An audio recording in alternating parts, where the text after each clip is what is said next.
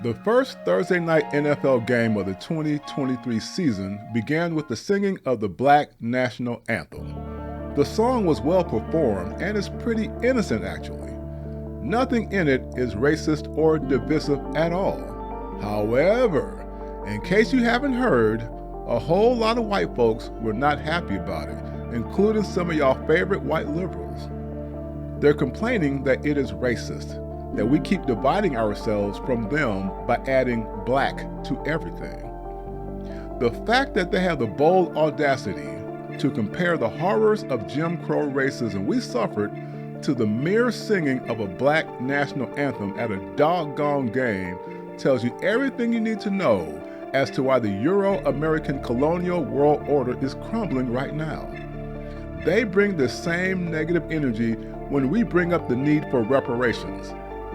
Before I continue, please help this channel by liking this video and subscribing. I'm not saying every white person considers the Black National Anthem racist. In fact, a white Twitter X user came out and boldly defended it and criticized those whites who don't like it. His handle is Ed Crasson, links below. Here's a snippet of what he said as he linked the video clip to the performance. Quote, "To all the people who are acting outraged over the playing of what they call the Black National Anthem at the Kansas City Chiefs game last night, the song isn't intended to divide anyone. It's not just a song for a certain group of people. It's called Lift Every Voice and Sing," unquote. Man, oh man. It's kind of pathetic he had to even say this to grown-ass people who should have learned true American history long ago.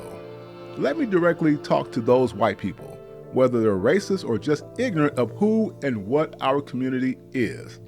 We, along with many other black and brown people worldwide, have suffered the most horrific, unspeakable genocide and wealth transfer at the hands of the elite European Americans, more than any generation in the history of mankind.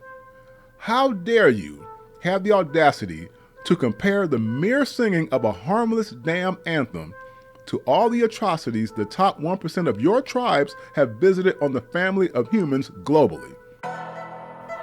Even today, we are learning more about the horrors visited by the hypocritical French government on West Africa for centuries. The history books have permanently recorded what was done to all of Africa, to us here in America, to Asia, South America, Australia, and even Hawaii, with this controversial quote-unquote wildfire that has destroyed many homes and left natives with nothing and possibly getting bought out by billionaires, but that's a whole other topic. And you dare compare these tragedies with the singing of a song at a football game? My goodness, how tone deaf can y'all be? The hypocrisy of the Euro-American colonial tribal world order was there since 1776 and 1789. The architects of those revolutions used France as a rallying cry for spreading so-called liberty and equality around the world, supposedly freeing mankind from the grips of tyrannical monarchies. But like George Orwell's Animal Farm book said, what we later discovered is that the pigs of Europe were far worse than those monarchies, destroying more lives in the 1900s with wars than any other dark period in history. Satan himself could not have asked for a better genocidal machine than what they have visited on this world. Now back to my people here in America. Racism was used as a tool by the elite 1% to not only rob our labor, but also our land and wealth. Many of us have ancestors who were actually from here and been here way before the Europeans came. Pay attention. History would later call them free coloreds or free men. When the colonizers wanted our land, they would try to buy it for cheap instead of full price. When that didn't work, guess what?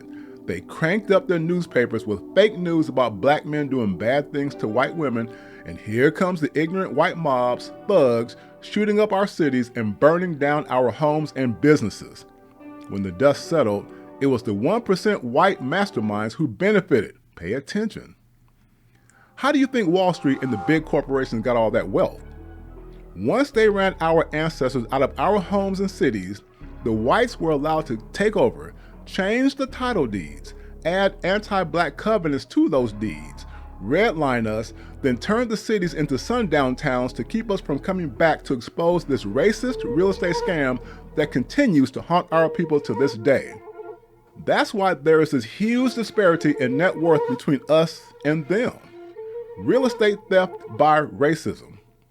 And y'all have the nerve to tell us to just get over it and be happy. The first version of the Constitution was literally dedicated to white men, which created the second-class citizens who are suffering now wealth disparities to this day. More on this topic in upcoming videos, so be sure to subscribe and support this channel. Just so you know, our ancestors did not fight for inclusion or integration, but for fairness. Our ancestors fought so that we can pursue our happiness without being infringed on, just like Second Amendment advocates don't want their gun rights infringed on, me included. Unfortunately, we have been infringed on non-stop since the beginning, and hence the harmless Black national anthem. Again, this is not to demonize every white person, but y'all need to learn true history before popping off at the mouth. I know your history better than you do, so learn ours as well. Learn ours as well if you choose. I personally could care less if you did, because I'm more successful than most of you and will keep rising and lifting my people up with me. I do have another video coming up related to this topic about the failure of critical race theory and how our community needs to focus only on our unique issues so that crap like this silly controversy surrounding the Black national anthem can be mitigated. Until the next video, take care, brothers and sisters.